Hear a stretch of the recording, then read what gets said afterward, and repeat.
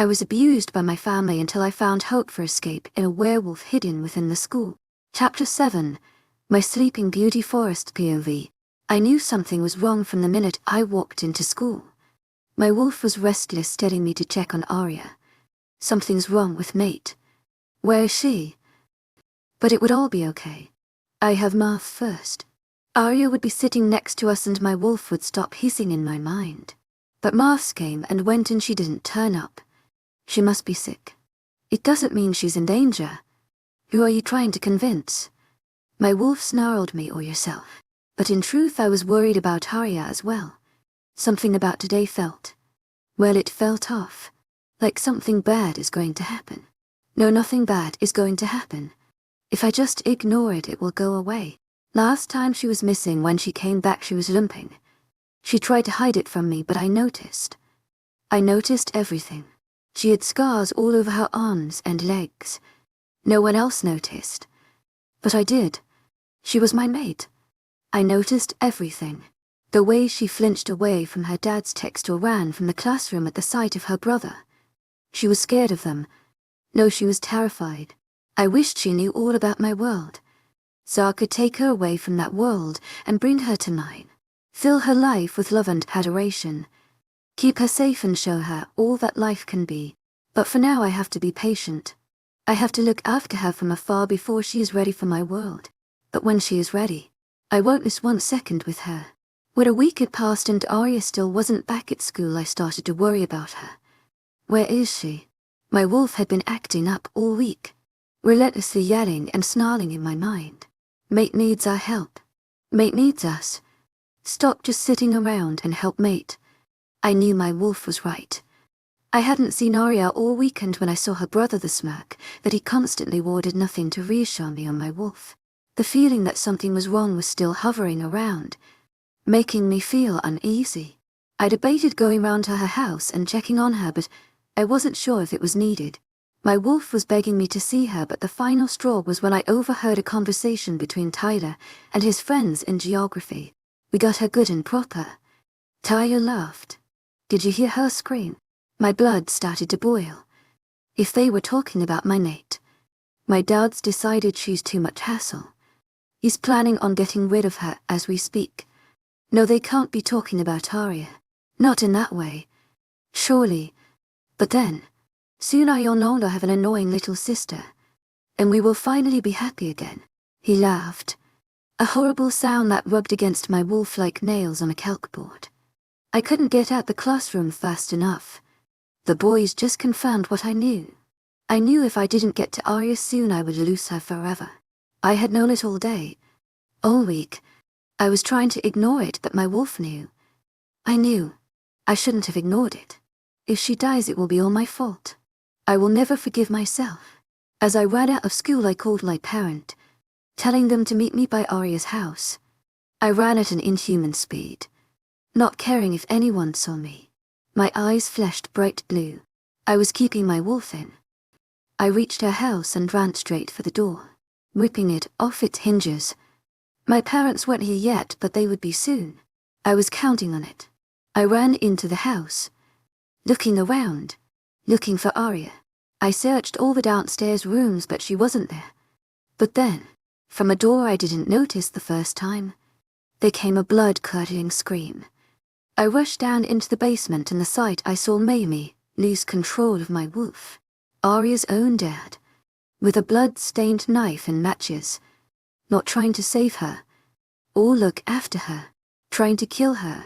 Well, my wolf deadpanned. That would be why she's scared of him. My wolf bounded down the steps and threw her dad across the room, not caring where he landed as long as it was away from our mate. He wanted blood, to kill the one who would hurt his mate.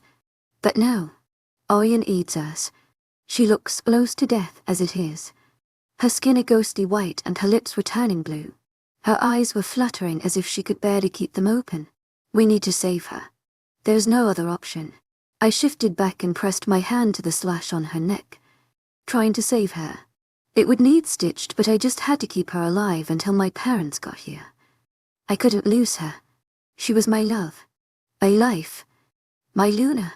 I couldn't like without her. Nothing in life would be the same without my mate. I didn't even realize it, but she filled a hole in my chest I never knew I had. She was my other half and she made me fall. Arya was still awake. From the look in her eyes, she didn't believe what she was seeing to be real. I suppose that's a good thing. I could see her slipping away from me. Every second she drifted a bit further, getting further and further away. No, Arya. Stay with me. Don't leave me. I didn't know if it would help, but I didn't know what else to do. I couldn't live without my beautiful mate. You can't leave me. I love you. My Luna. My love.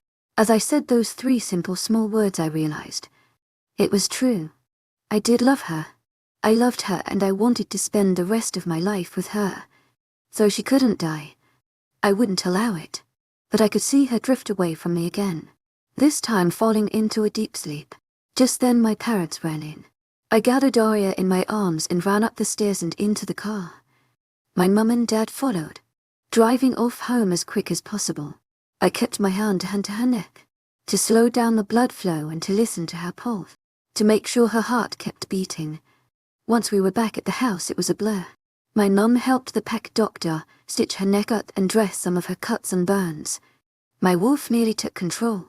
She had so many cuts, scars and burns all over her beautiful body. I should have got her away from there sooner. I should have kept her safe. I should have done so many things differently. And from now on I would. Her safety comes first. Even if I have to tell her my secret. I was snapped out of my thoughts when they were done sanitizing the infected wounds that help her heal, then wrapping her cuts up. She looked like a mummy. I took her up to my room to tuck her in my bed. She could have stayed in the guest room, but I wanted her in my territory, surrounded by my scent, where she will be safe. When will she wake up? I asked my mum, who had followed me up. She sighed before answering. I don't know. It may be tomorrow, it may be next week. It may be even later than that. I just don't know. Just prepare for the worst. I knew what she meant, that she may never wake up. But I just couldn't think about it. She was mine and she had to wake up. I was lost without her. A week passed and she still hadn't woken up. Most of her cuts had healed, even the infected ones. But they had scarred, adding more scars to her beautiful body. I was disgusted when I saw the scars. Not because she wasn't beautiful, but because of the pain she must have gone through to get them all. I wished I could have stopped it all from happening. I wished she would wake up so I could get rid of her pain. I wished I could take her as my mate in Luna now, and then just show her love and happiness for the rest of her life. But her eyes stayed shut and she stayed oblivious to my world. Come a forest you have to eat and I need to redress her wounds. My mum said from the doorway. I hadn't left Arya's side all week apart from to eat and for mum to redress her wounds. I knew I needed to look after myself. But I couldn't. Not with my mate laying helpless on the bed. School had been calling all week. Last time they saw me was when I ran from the classroom. Dad took the call, saying there had been a family emergency and I would miss school for a while. To be honest, I don't know if I'm never going back. Once Arya is awake, I will bring her to the pack school with me. That way she wouldn't have to see Tasha or her brother ever again. But for now I am being sent the schoolwork, which I do sitting next to Arya.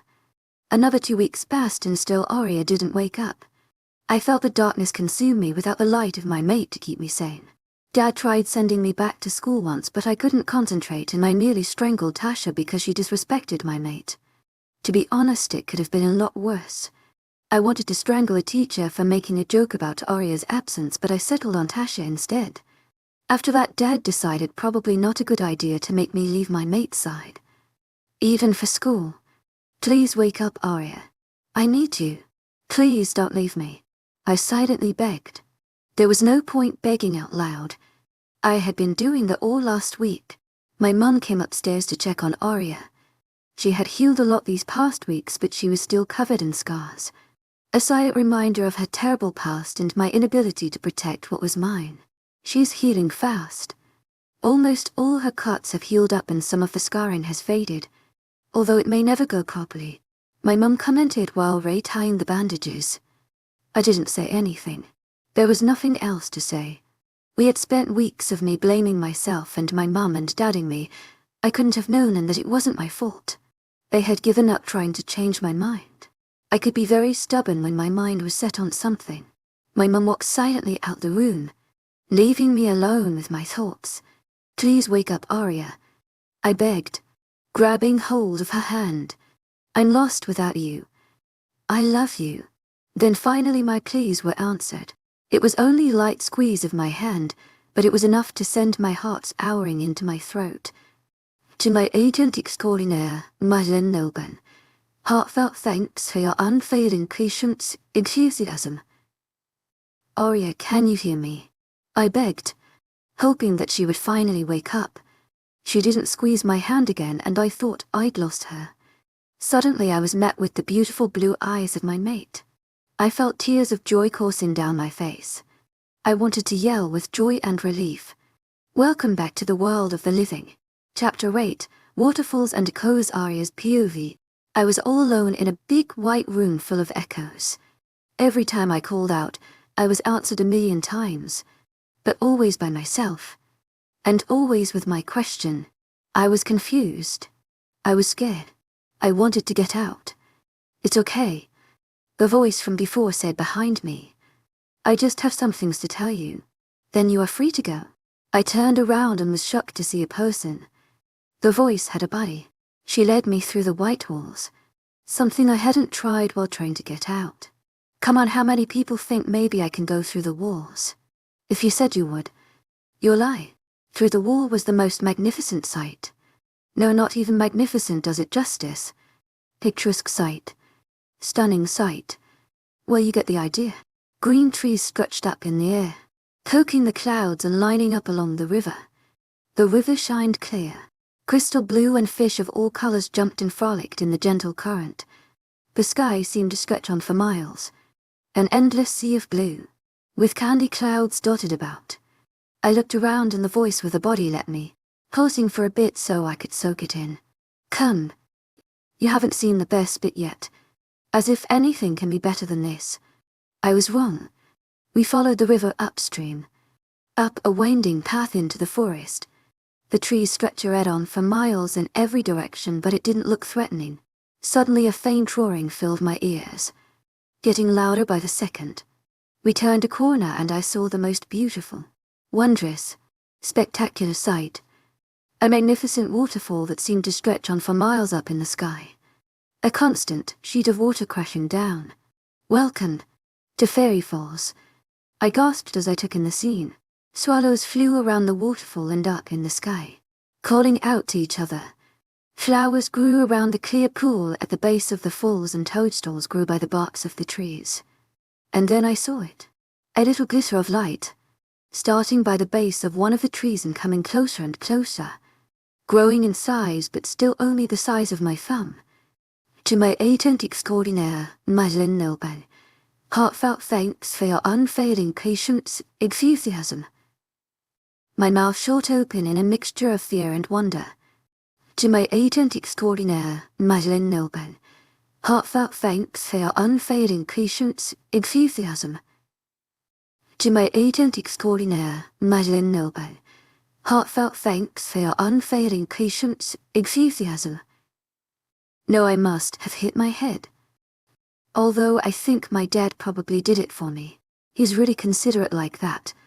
It's called Fairy Falls for a reason. Clans of fire live all over here and in your world too.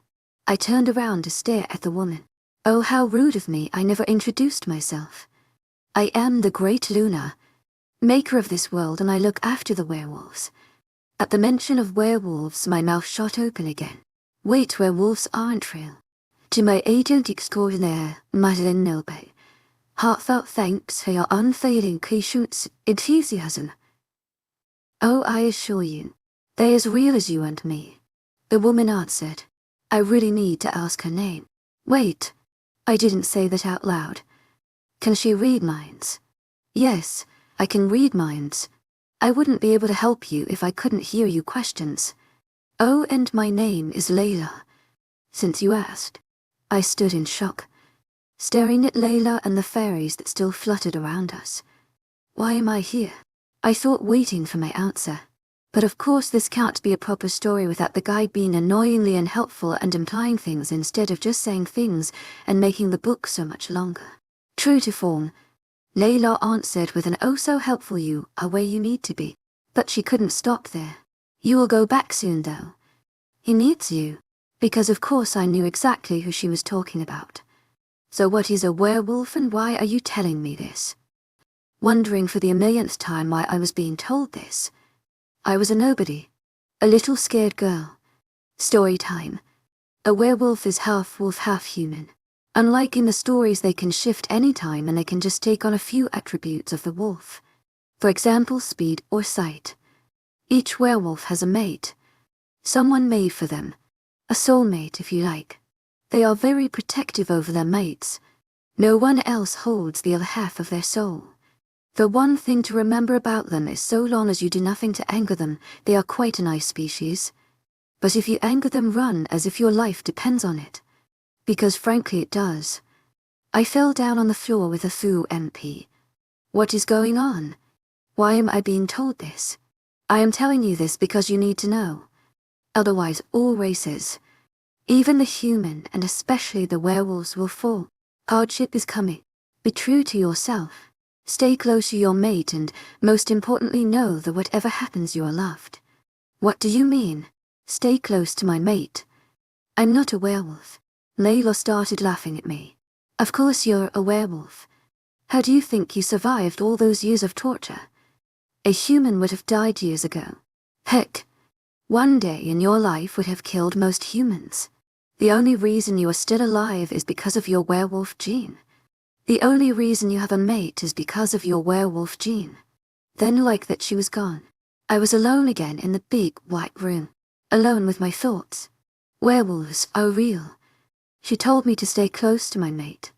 Wait, does that mean my mate is close? I'm not a werewolf. I would know if I was a werewolf. What does it mean? I was saved from any more conflicted emotions and thoughts by a bright flash of white light. Please wake up, Arya. I heard a familiar voice say. Whose voice is it? Then it hit me. I was back home. I felt someone, probable Forrest, grab hold of my hand. I'm lost without you. I love you. What? Hold on a minute. Did he just say he loved me? To my agent extraordinaire, Madeline Nilban. Heartfelt thanks for your unfailing patience, enthusiasm. As in Forrest, who I have been trying not to crush on for weeks and who could have pretty much any girl in the school, loves me. I tried to squeeze his hand. To reassure him I was here. I would try to wake up for him. It was only a light squeeze. Come on, I just found out werewolves were real, give me a break. To my agent extraordinaire, Madeline Nilban. Heartfelt thanks for your unfailing patience, enthusiasm. Arya, can you hear me? I heard Forrest say. I tried to open my eyes, concentrating harder than I thought was possible to make my eyes open. I finally opened them up and the smile I was met with was enough to make me feel much better. Welcome back to the world of the living, Forrest said, smiling down at me, joy evident in his eyes. I slowly sat up, trying to remember what my dream had been about. It felt important, but I can't remember what it was. Forrest grabbed my notepad and a glass of water. I drank the water, then wrote down the question I wanted but dreaded the answer to. How long have I been out? The look across Forrest's face was one of pure torment and pain. 3 weeks. Looking sad. I didn't like seeing him sad, so I did the only thing I could think of. I threw my arms round his neck and hugged him tight. We stayed like that for a long time, both comforting each other. Finally, I pulled away. Grabbing my notepad, I wrote down the other question I wanted the answer to. What happened? That, my friend, Forrest said, looking anywhere but my face, is a story for another time. Come and have some food. You must be starving. I wanted to shake my head. No, I need answers, not food, but at that moment my stomach growled, letting me know I needed to eat. As we walked down to the kitchen, Forrest walked and I leant on him for balance. I thought back to my dream. I'm sure my dream was important. Something about waterfalls and big white room. Something I had to tell Forrest. Maybe about how I survived all those years. But the more I thought about it, the more distant it became. As I walked into the kitchen, I saw Atlas and Ela sitting at the table.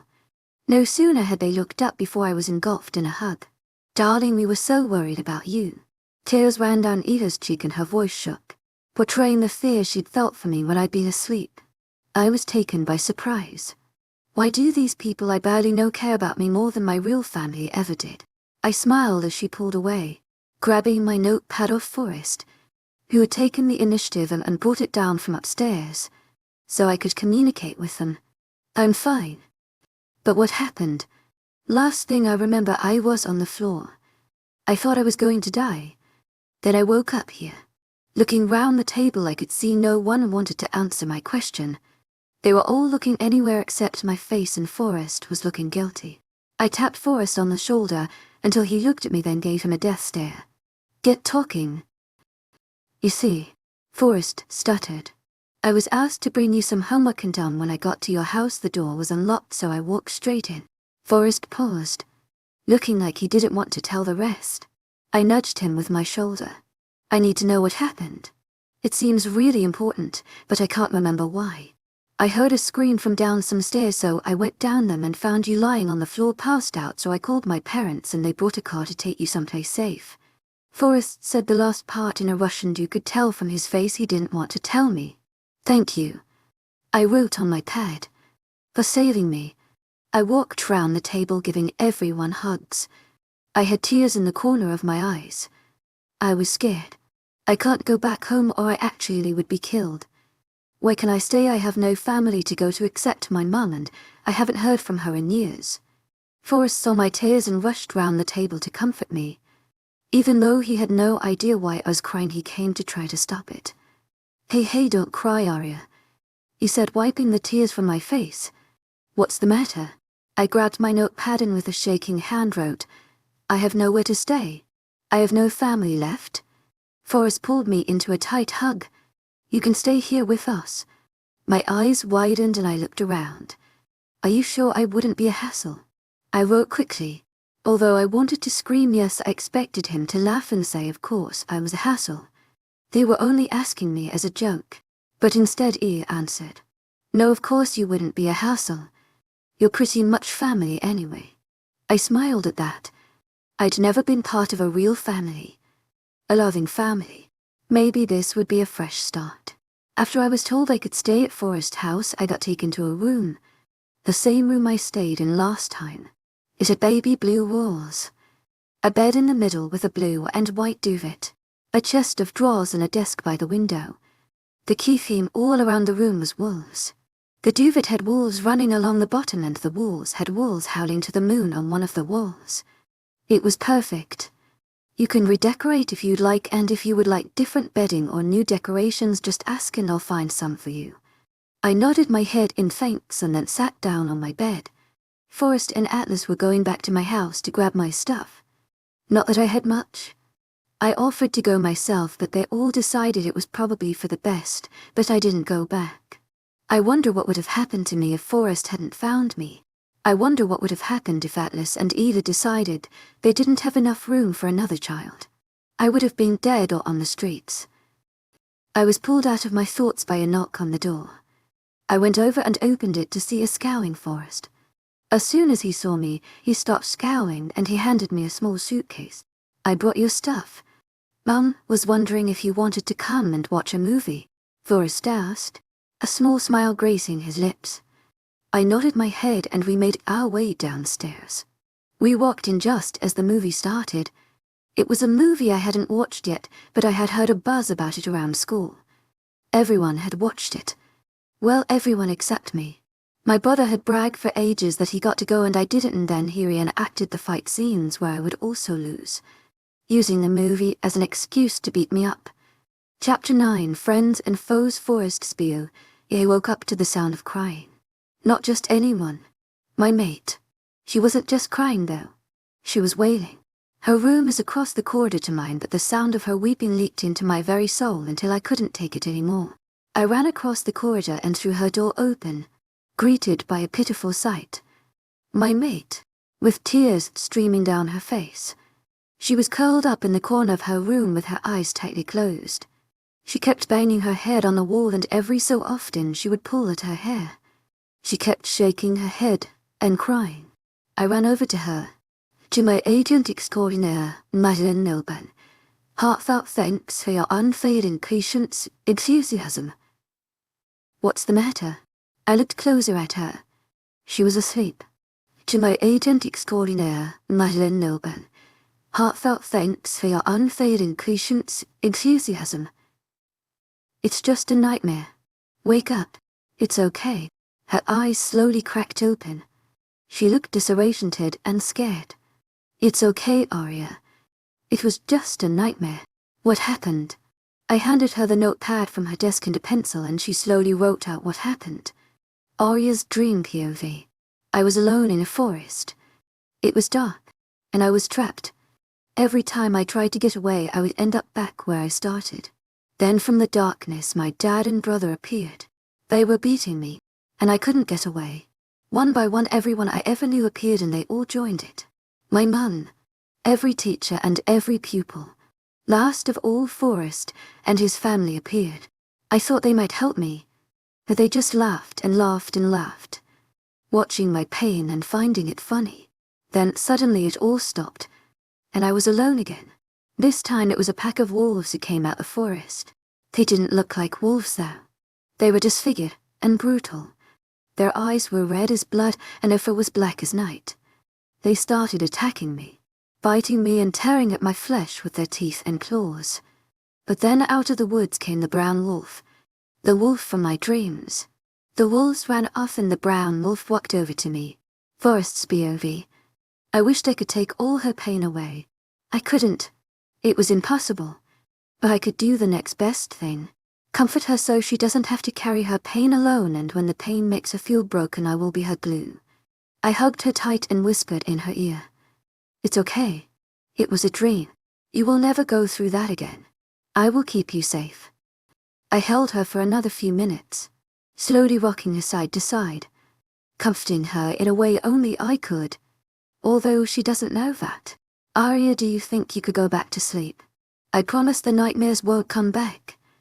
To my agent extraordinaire, Madeleine Nilban, heartfelt thanks for your unfailing patience, enthusiasm. Hesitantly, I didn't want to let her go, but she had to sleep. Stay with me, she wrote. Wasting no time, I pulled her up into my arms before laying in her bed, pulling her tight against me, loving the feel of her against me. Breathing in her scent, my wolf fumbled in contentment. Before I knew it, my eyes closed, and I fell into a deep sleep. Finally, my mate was in my arms. I woke up after the best sleep of my life, with the sun shining in my eyes and my mate still asleep in my arms. I smiled down at her and hugged her tighter. Mine, my wolf growled. Yes, she is ours, and we will keep her safe and protected until she is ready to know about our world. Then she will really be ours. A few minutes later, I felt her stir in my arms. I released her as she started to fidget, and she slowly sat up. Her face was ablaze. She was blushing so hard, and I was probably blushing too. Shall we go get breakfast? I asked to break the awkward silence that had settled upon us. Arya smiled and climbed out of bed, nodding her head, and we walked downstairs to the kitchen. After breakfast, we headed into town to buy Arya some new clothes. I was appalled by the rags her father called clothes. I'd seen her brother wearing all the designer brands, whereas Arya was left in old charity shop tatters which she'd had for years. My mum wanted to come, but she had to look after some young pups in the pack while their parents were at work. Instead, she gave me a long list of things to buy Arya, telling me if I didn't get them all, I would have her to answer to. We walked into the shopping center, and I held Arya tighter as she shook, scared by the noise and all the bustling people going about their shopping. We spent the next few hours going from shop to shop, buying everything on the list and some things which weren't. After we visited the last shop, we headed into a cafe to get some food. As we sat there, I saw someone approach us and smiled. Hey Ash, over here. My best friend Ash hurried over, his mate Sky following behind. Hey Forrest, I haven't seen you in months, Ash exclaimed, sitting down opposite me. I felt Arya shake at the new additions to our table. Ash, Sky, this is my friend Arya. Arya, this is my best friend Ash and his girlfriend Sky. I saw Ash's eyes widen at my choice of words and he glanced between me and Arya. Sky broke the confused silence that was cloaking us. Hi Arya. Nice to meet you. And Sky. What's a nice girl like you hanging out with an ugly thing like Forrest? She asked with a sparkle in her eye. Hey, I'm not that bad, I protested, and Arya quietly giggled beside me. I looked down at her smiling face and smiled. I loved her smile, it was refreshing, like rain on a stuffy summer day. Again, Ash looked between me and Arya, slowly piecing the pieces together. Wait, he yelled, causing Arya to shake and hide in my side and me to growl at him. But she's you found your... I clamped my hand over his mouth before he could finish. I'll tell you later, I hissed before comforting Arya.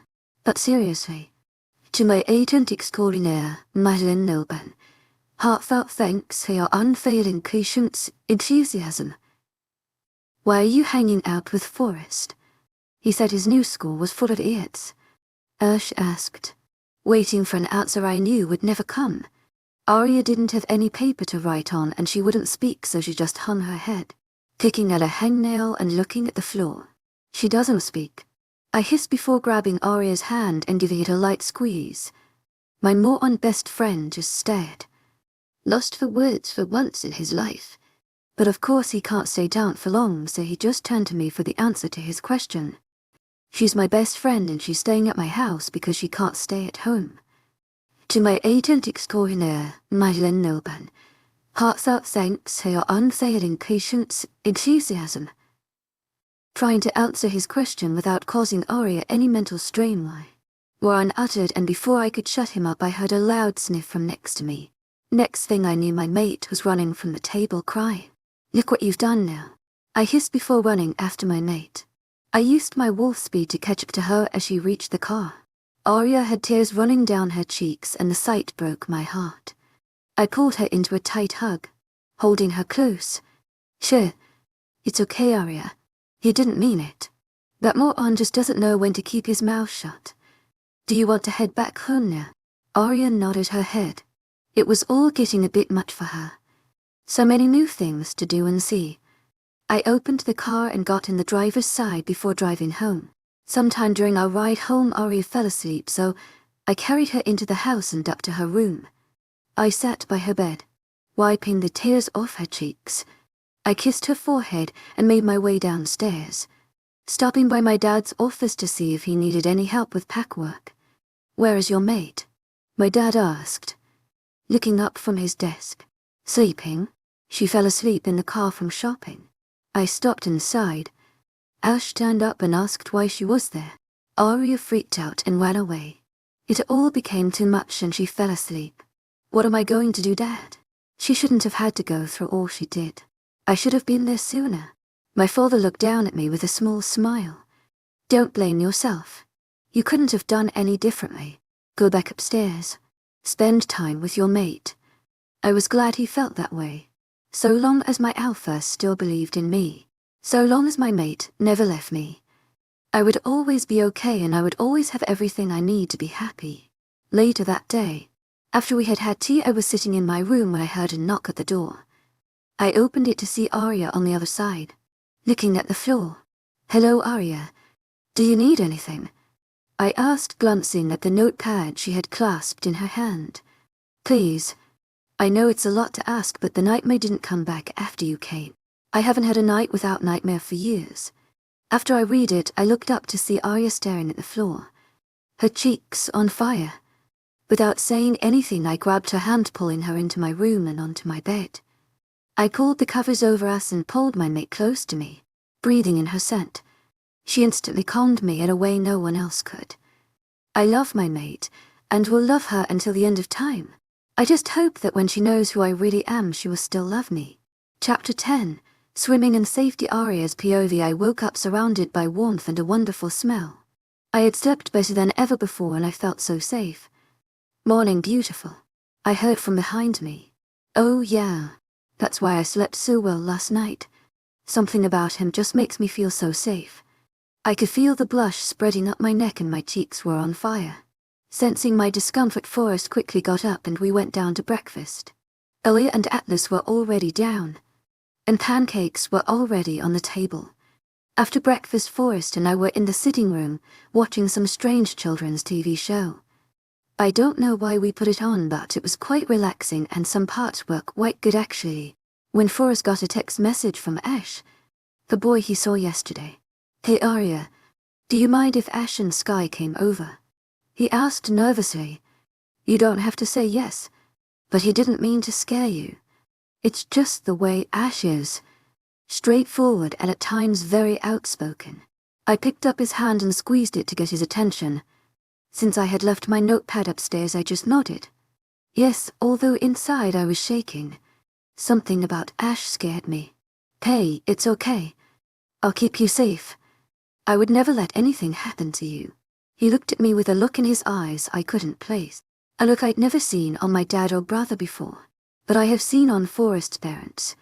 I just couldn't remember when. Soon Ash and his girlfriend Sky arrived. When Forrest greeted them, I hid behind his back, glancing at them over his shoulder until they looked and then I'd look away, not making eye contact, keeping my head down. Ash was tall, but not quite as tall as Forrest. He had brown eyes and short brown hair, which on some people may look boring, but it suited him well. Whenever my brother invited anyone over, they would use me as a punching bag, or a slave, or both. I would be sent up to my room to stay out of sight until they had any use of me, and when they decided they wanted me, my brother would yell up the stairs and I would come down like an obedient little punching bag. But something about Forrest made me feel safe. I don't think he will beat me. I hope not anyway. I was pulled out of thought by a hand waving in front of my face. "Hello, Arya. Are you there?" I turned to look at the person, a fearful look in my eye, but I relaxed when I realized it was only Forrest. "What?" I wrote on the paper. "I didn't hear what you said." Forrest chuckled before replying. "Sky was introducing herself to you since she didn't get to yesterday." Sending a glare in Ash's direction, I turned to the girl on my right. She had shoulder-length black hair and bright green eyes that shone with life, the way mine used to, and being around Forrest, they have started to shine again. "Hi Arya, my name is Sky." With a small smile. "What do you like to do?" I looked at her in confusion. "What do you mean?" I wrote on the paper. "Do you enjoy shopping? To my agent extraordinaire, Madeline Nilben, heartfelt thanks for your unfailing patience, enthusiasm." "Or watching films," Forrest explained. I nodded my head to show I understood. "What do I like doing?" My brother and Dad never let me out to do any of the stuff Forrest just mentioned. I used to do loads of sport with my mum, but after she left, the only memory I have of ever being allowed to do sport was when we did swimming in school. In year 7. Back then the beating was more verbal abuse than physical, but people still stared because of my few bruises I had. I never got to go again because Dad didn't want anyone asking questions. I like swimming. I wrote, but I'm not very good at it. I don't go very often. I looked over at Forrest and he nodded his head, silently comforting me. He knew what I meant. He knew why I didn't get to go much. "Why don't we go swimming today?" Ash said, sending a small smile at me, a silent apology for what happened yesterday. I nodded back. He was forgiven. I started to nod my head. I really wanted to go, but I had no costume. "I don't have a costume," I wrote. "Maybe a different time. I hoped we could go soon. To my agent extraordinaire, Madeline Nilben, heartfelt thanks for your unfailing patience, enthusiasm." Forrest spoke up. "We can buy one when we get there." I smiled so much I thought my cheeks were going to burst. I got to the changing room of the swimming pool and got changed before meeting Forrest, just outside the changing rooms, by the showers. Sky and Ash had already gone in, but Forrest came with me to pick my swimming costume. I chose a blue and white bikini. I'd never worn a bikini before and I felt exposed, but I liked the design. My scars were quite noticeable, and I hoped no one would stare. Forrest didn't, although I did catch a slight growl escape his lips. I was excited to go swimming. I hadn't been in so long and the water looked so inviting. I couldn't wait. Forrest and I walked to the shallow end and I threw myself forward, getting engulfed by the water. I loved it. Forrest swam by my side, keeping me safe and making sure I didn't go deeper than I was comfortable with. I loved the water. It made me feel safe, calm. Forrest taught me to swim doggy paddle, so we could join Sky and Dash at the deep end. It was great. I climbed out to go to the slide when I heard a gasp. Turning around, I saw Ash staring at me, his eyes as wide as saucers. "What happened to you?" Fear and confusion evident in his voice. I craned my neck around to look at my back, but it looked the same as always. I looked to Forrest. He seems to be the only person who doesn't talk in riddles. "Leave it, Ash," he said, coming up to me and taking my hand, leading me to the slide. "But her," Ash tried to say, but Forrest cut him before he could finish. "I'll tell you later." Then we walked away, Ash looking as confused as I was, Forrest looking angry. I went on the slide a few more times and after a few more lengths of the pool we got out and got changed. The mood had changed since Ash's confused exclaim, which I still don't know what it was about. Forrest seemed moodier and annoyed at Ash. On the way back to the car I tried to ask Forrest what Ash had been asking about, but he wouldn't answer any of my questions. In the end I just changed the subject. Trying to get any information out of him he didn't want to give was like trying to rob a bank. Impossible. I turned on some music and thought about how I could ask my question. In the end I waited until he stopped the car at a traffic light and tapped him on his shoulder. I grabbed his hand and traced the letters of my question, because I didn't have any paper. "What is your favorite thing to do?" He looked over in confusion. "Why do you ask?" I thought about his question. What was the best way to phrase? "Because I want to get to know the person I have a strange sort of crush on. We went swimming today because I liked it. Tomorrow I thought we could do what you like to do." I finally wrote, after a few traffic lights and some careful consideration, "Well, in that case I like doing anything with you. You are like a ray of sunshine and anything with you is fun." I blushed at his words, thinking about how my life has changed in the last few months. A few months ago, I was the loner weirdo, with no friends and a broken family. My mum was gone, and my dad and brother would rather kill me than look at me. But that all changed when Forrest joined the school. In just a few months I have got a best friend and new family. I may not be related to them by blood, but they have shown me more love in a short space of time than my dad did in my whole lifetime. Sometime while I was lost in thought I fell asleep, dreaming of a brown wolf who made me feel safe and a new family who made me feel loved. Chapter 11, Secrets and Answers. Forrest POV. After Ari fell asleep in my car I carried her up to her room before slowly walking down, trying to avoid the inevitable confrontation. But of course, when I reached the bottom of the stairs Ash was still there, sitting on the sofa, waiting for answers that would be complicated to give. "Where's Sky?" Trying to avoid the questions for as long as possible. She was needed at home. Now back to the business of Arya. So much for evasion tactics. "Who is she? Is she your mate? Why do you say you are just friends? Why haven't you told her the truth?" He bombarded me with questions. The easier questions to answer. He was saving the harder ones for later. I let out a sigh before answering the questions that would shortly lead to questions I didn't want to answer. I didn't know if I could answer. Not fully. She is Arya, a girl from my new school. I met her on my first day. Yes, she is my mate, but she doesn't know of our kind and she doesn't know she's my mate. I haven't told her because I want to gain her trust before freaking her out with my secret.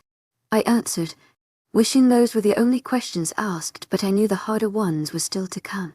How did she get those scars? And what are you going to do about this mess? I took my time telling Ash Arya's story, careful not to leave out any important details. By the end my stone-hearted, outspoken friend had tears running down his cheeks. She went through that for 11 years, never running away or telling anyone. I shook my head. My wolf howled in pain for what my mate went through. Went through alone. Ash broke the silence with the question I didn't have an answer to. So, what are you going to do about it? I don't know what I can do though. She isn't ready to know about our world. But my wolf wants his mate by his side. I told Ash my concerns and we both sat in silence, lost in thought, trying to find the answer to a question I didn't know what to do about. Ask her out on a date, Ash finally said. Date her like a normal human, and then after you've been dating a while, tell her. Make it so the mate bond is too strong for her to walk away. He had a point. His plan had some serious flaws, but it also had potential. That might just work. To my agent extraordinaire, Madeline Nilben, heartfelt thanks for your unfailing patience, enthusiasm. Thinking through his plan, going over the pros and cons and working out every single, minuscule detail that could go wrong. We talked for ages, going through the plan and how to put it into motion. I planned on striking after tea, when she was least expecting it. You do realize how sinister that makes you sound, my wolf sneered. Geez, you're just asking her on a date. I rolled my eyes, ignoring him. After tea I walked up to her room, nervously knocked on her door and waited for her to answer. Feeling like a prey, a weird feeling. I'm a wolf, nothing scares me. Nothing but this. She opened her door and looked at me. She looked beautiful. My mate. I took a deep breath and opened my mouth. Hey Arya, I'm okay, I can do this. I looked down at the floor and said in a rush, do you want to go on a date with me tomorrow? She was silent for a long time. I stopped looking at the floor and looked into her eyes, hoping, praying she'd say yes. Tears were running down her cheeks that I thought I'd scared her or offended her. But then she nodded. I thought I'd die of happiness. My mate said yes. It was only for a date, but it was my mate. And this was a step in the direction I wanted to go in. She smiled at me and I told her to meet me downstairs at noon. I am not afraid to say I then ran around the house grinning madly until my mum came across me and asked me what I was doing. I told her and then she joined in. What's going on here? My dad's confused voice stopped me, and my mum running around the kitchen table for the first time. Forrest finally asked Taria on a date and she said yes. My mum said, sending a beaming smile at me. I smiled back, and my dad pulled me into a hug. Took you long enough? He joked. Where are you taking her? I smiled at that too. I just can't smiling today. I thought I'd take her to the lake, I said before leaving the room to get changed. I packed a picnic in both our swimming costumes and towels. The lake had a beautiful waterfall and was great to swim in. I also brought my camera, so I could take some pictures. I then had a shower and got changed into some black jeans and a white t-shirt. Before I knew it, it was noon and therefore time for my first ever date, and I had to make it perfect. No pressure then. I got downstairs and waited for Arya. I didn't have to wait long, and let me tell you, she looked amazing. She had minimal makeup on and a simple sundress with leggings, but it suited her perfectly and she looked wonderful. My mum squealed as she came downstairs and made us stop for some pictures. Then finally she let us go and I led Arya to my car, where I had already loaded the picnic and other things we needed. You look beautiful, Arya. To my agent extraordinaire, Madeline Nilben, heartfelt thanks for your unfailing patience, enthusiasm. And she blushed. She was cute when she blushed, and she was all mine. We drove to the woods in silence, but it was a comfortable silence and it didn't feel awkward. As soon as I stopped the car, I felt a hand tap my shoulder. I looked over at Arya, who wore a confused expression on her face. Luckily, she had brought her notepad, so we didn't have to play charades, which I am terrible at. Where are we? I looked into her frightened eyes and I knew I'd scared her. Looking around me, I could see the forest could be quite a scary place for those who didn't know it. To my agent extraordinaire, Madeline Nilben, heartfelt thanks for your unfailing patience, enthusiasm. We were in the woods on the edge of the town. I used to come here a lot with my parents. There is a lake up ahead. I thought we could have a picnic. I was worried she would hate my idea and want to go home, but instead she smiled. I used to love picnics, she wrote. I returned her grin and grabbed the basket from the boot, grabbing her hand and leading her to the lake. When we got closer, I turned around to see Arya gazing at the lake in awe. "It's so beautiful," she wrote. And I agreed. "I used to love this lake. We would go swimming in it or draw it, and I thought you might enjoy it here." I spread out the picnic blanket and sat down, bringing out sandwiches and hot chocolate. I don't know why. I just love hot chocolate. I spent the day swimming in the lake, eating cake and sandwiches and spending time with my mate. As it got dark, I grabbed a blanket and wrapped it round our shoulders, and we sat and looked at the stars. It was perfect. All too soon we had to go back. I packed up the picnic and blanket and we walked back to the car. I looked over at Aria and she handed me her notepad. "I had a wonderful date. Thank you." I smiled at her and opened the card over her. Just before she got in, there was a ferocious growl and a wolf came hurtling at the trees. Not just any wolf though. A werewolf. Wolves can smell if it is a normal or a werewolf. And this wolf reeked of were. The wolf started circling the car. I was stuck on what to do. I could drive away, but there is always a chance the wolf might follow and attack us. Or I could fight back. The second one would be the best option. Except Aria isn't ready to lurk. The choice was taken out of my hands when the wolf lunged at Aria. My wolf took control and soon I was a big brown wolf. I jumped at the wolf before it could attack Aria and we fought. We circled each other for a bit, and in this time, I managed to herd the wolf away from the car and away from Aria. He made the first move and the first mistake. He lunged at me, but in doing so left his flank unprotected. I bit down. And he whimpered. He wrestled free and lunged again. I tried to get out of the way, but this time I wasn't fast enough. And he bit down on my leg. He didn't have a tight grip, so I managed to pull out of his hold with only a scratch on my leg. I had to think tactically. I couldn't afford to let this fight go on for much longer. I waited for him to strike again, and this time I ducked under him, so his throat was exposed, and bit down, ripping his throat and killing him. I didn't want to, but I would do anything to keep my mate safe.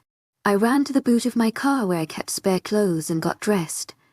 I rounded the car and unlocked it, climbing in the driving seat and looking into the eyes of my mate. My shaking mate. She had scribbled something on her notepad and she kept looking from the dead wolf to me and back. What was that? "Get away from me, you savage. Leave me alone. Please." As I was reading, Aria's eyes were growing bigger. I looked into her eyes just as her eyes flickered and she fainted. I drove back to my house silently, worried at what was going to happen. I wish she hadn't found out this way. As I opened the door to the house, my mum came charging around the corner. "How was it?" she started to say before she saw me in the entranceway with my fainted mate in my arms. Instantly her smile turned to a concerned frown. "What happened?" she yelled, causing my dad to come through from the kitchen where he had been sitting. "You boy, have some explaining to do." My mum continued to yell at me. "1 minute." I answered before running upstairs and putting my mate in her bed, hoping she would be calmer when she woke. I ran back downstairs and told my parents everything, hoping they knew who the wolf could be. Sadly, they were stumped as I was. The only thing we can do is look into it and hope they left some clues. As for your mate, my mum shot me a sympathetic smile. You just have to hope she gets used to it. I walked up to check on Aria, feeling lost at what to do. As I rounded the corner to her room, I was hit by a breeze. I walked into the room to see the window open and Aria gone. On the bedside table, there was a note. "Dear Forrest, I wish I could say the wolf thing doesn't affect our relationship, but it does. So, I've gone away. I will find someone else to stay with. Thank you for letting me stay, and I'm sorry things didn't work out differently. To my agent extraordinaire, Madeline Nilben, heartfelt thanks for your unfailing patience, enthusiasm." My wolf let out a mournful howl. My mate left us. She hates us for who we are. We are all alone now. Chapter 12. Running from him. Aria's POV. I ran. I didn't know what else to do. What else could I do? I couldn't stay. He was a monster. He hadn't hurt me yet, but he could. Just like my dad. Just like my brother. With him it's worse though. I care about him and I thought he cared about me. I let down my walls for him and let him see the real me. He has seen my vulnerable side and my biggest insecurities. My brother, and Dad never loved me. They hurt me since I was small. I never knew any different because I only have a few memories of before my mum left, when our family was a loving one. Ever since I was little I knew they didn't love me, so for all those 11 years I didn't love them. But the small time I have spent with Forrest and his family I have grown to love them. If Forrest hurt me it would break my heart. I must keep my heart safe. It's one of the only things I have left. I ran into the woods, heading out of town, hoping to find somewhere safe to stay. I always ended up staying with monsters. This time I wouldn't. I couldn't. I didn't have any family or friends or even family friends to stay with. The only ones I knew would no sooner set eyes on me than throw me to the demons. My dad and brother. And the only friend I had was Forrest. I came across a hollow tree a few towns over. A perfect little hidey hole to keep me safe where I get my energy back. I had run all night and most of the day and had traveled through woods and through the town. I was exhausted and I needed to rest before I fell asleep standing up. I hadn't seen Forrest, but he may still be following me. I wasn't sure if he would follow or not, but better safe than sorry. I knew his secret, so he may want to silence me before I told others. I clambered into the hollow tree and settled down, curling up and trying to keep warm. It was windy and cold and I didn't feel safer than when I was staying with Forrest. I fell asleep, wishing the only home I had ever had wasn't also the home of a monster. Just as I fell asleep I heard a voice in my head. "Oh child, he would never hurt you." I recognized that voice, but I couldn't remember where from. "You know, Layla, the moon goddess. I have visited you before, you know." Layla, I remember. How could I have forgotten? She took me to a beautiful waterfall, and fairies lived there. Then she told me werewolves were real and I was one and that I had a mate. Oh, and that hardships were coming. Yep, that's me. Layla confirmed. I've come to remind you since you forgot all that I told you and then did the one thing I told you not to. You ran away from your mate. Terrible choice, by the way. My mate. I don't have a mate. I was running away from Forrest. The monster. No, Layla countered. You were running away from Forrest. Your mate. He will never hurt you. His one purpose in life is to love and protect you. He will always keep you safe and would give up his own life for yours. Whoa. Too much information at once. My mate. Yes, Forrest is your mate. Why else did you think he knew to find you when your dad tried to kill you? And to find you on the first day at all? I suppose that makes sense. I was confused. My head was hurting with all the new revelations and I just wanted to sleep. But I was asleep. And it was worse than when I was awake. I just wanted to be home. I wish I could wake up and find this was all a dream.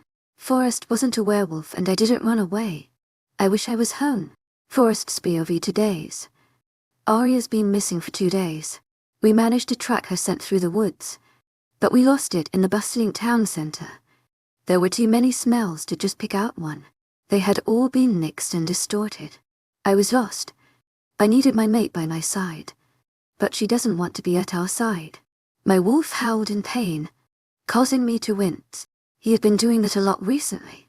My mum came into the kitchen where I had been eating breakfast and smiled at me reassuringly. I have sent the word around the pack that we are looking for her. I didn't tell them why, but I said it was important they tell us if they see her. I nodded in thanks to my mum while finishing off my last bite of toast. I was going to go back into the town and see if I could catch Arya's scent. For most were it would be impossible. But she's my mate, so her scent stands out more for me. Sadly, still not quite enough for me to find her. As I stood on the edge of the woods I could faintly pick up her scent, but as I got further and further into the town I lost it. This time though my wolf joined in. I can smell her. I can smell mate. I concentrated on my wolf and sure enough with his enhanced sense of smell you could just about smell Arya. I ran through the crowds, trusting my wolf to lead me to our mate. We came across another wood, and this time her scent was stronger, easier to pick out. She had been along here just a few hours ago. I was close. I continued to follow her scent until it got dark. And then, just as the moon rose in the sky, I saw her, my beautiful mate asleep in a tree. I walked over and considered my choices. I could either pick her up and take her home, but that would be against her will. I could wake her up and try to talk to her, but she may just run away. I tried to think of the right choice, but they all had flaws. They all had one little detail that stops them from being great. In the end, I decided I would wake her up. She would hate me even more if I took away her right to choose. I slowly shook her shoulders, waking her up and hoping she didn't run from the sight of me. "Arya, it's me. Please wake up. I need to speak to you." She opened her eyes and I was surprised to see they weren't full of hatred, more like confusion. "I know you are confused and maybe a little scared, but please, come home with me and I will explain everything." She nodded, and my heart soured. It would all be okay. I would explain it to her, and she would stay by my side. Hopefully. We walked back home both lost in thought. What if she doesn't accept me? What if she runs away again? What if I lose her? I really hope half of these scenarios don't happen. That would be disastrous. I opened the door and my mum came charging around the corner, like every day, to see if I'd found Arya. Only this time I had. No sooner had Arya stepped in the hall, my mum engulfed her in a hug. "I was so worried about you, Arya." My mum gushed. "I thought you would never come back." Arya smiled at her and they both sat down on the sofa. Arya stared at me expectantly, waiting for an explanation. Just as I was about to stop, my dad walked into the room, smiling ear to ear. Happy our family was full again. He sat down next to my mum and motioned for me to start. "To my agent extraordinaire, Madeleine Nilban, heartfelt thanks for your unfailing patience, enthusiasm. I am a werewolf, and you are my mate." Chapter 13, Packin' Wolves Arya's POV. "To my agent extraordinaire, Madeleine Nilban, heartfelt thanks for your unfailing patience, enthusiasm. I am a werewolf, and you are my mate," Forrest said, a concerned look in his eye. He thought I was going to hate him for who he was. What he was. And I thought I would, but it's Forrest. He has never hurt me, and he makes me feel safe. Layla said he would always protect me and I believe her. A terrible choice which would probably bite me in the back. But here we are. "What do you mean by mate?" Layla had told me a bit, but she wasn't very clear, and I was kind of panicking over the whole werewolves being real part and probably should have been paying more attention to her explanations. "Well, each werewolf has one true mate, like a soul mate. The one person who holds the other part of their soul," Ela explained. "Without a mate, a male wolf would slowly turn mad, always fighting their wolf for dominance. Giving them a mate gives the man and the wolf a common goal to protect their mate, helping them stop fighting and become one. That makes sense." It all matched what Layla had said in my dream. I was confused and tired and I wanted to go to sleep in a warm bed. "Can we continue this another time? I'm tired," I wrote, not waiting for an answer before running upstairs. I was about to climb into bed when there was a knock at my door. I opened it to see Forrest standing there. "To my agent extraordinaire, Madeleine Nilban, heartfelt thanks for your unfailing patience, enthusiasm. I'm sorry I got you mixed up in this. I hope I can make it up to you one day." I nodded my head in acknowledgement as he walked down the hall. I wanted to call him back, to tell him it didn't matter that he was a wolf, that I loved him, that I was too afraid. I knew he wouldn't hurt me, but I was still scared. I lay down in bed and tried to fall asleep. It was impossible. I couldn't get comfortable and I couldn't calm my mind down. Nothing I did worked. And I knew that I wasn't able to sleep because Forrest wasn't there. But I was too proud to admit that. After a night of tossing and turning and not being able to sleep, I dragged myself downstairs for breakfast.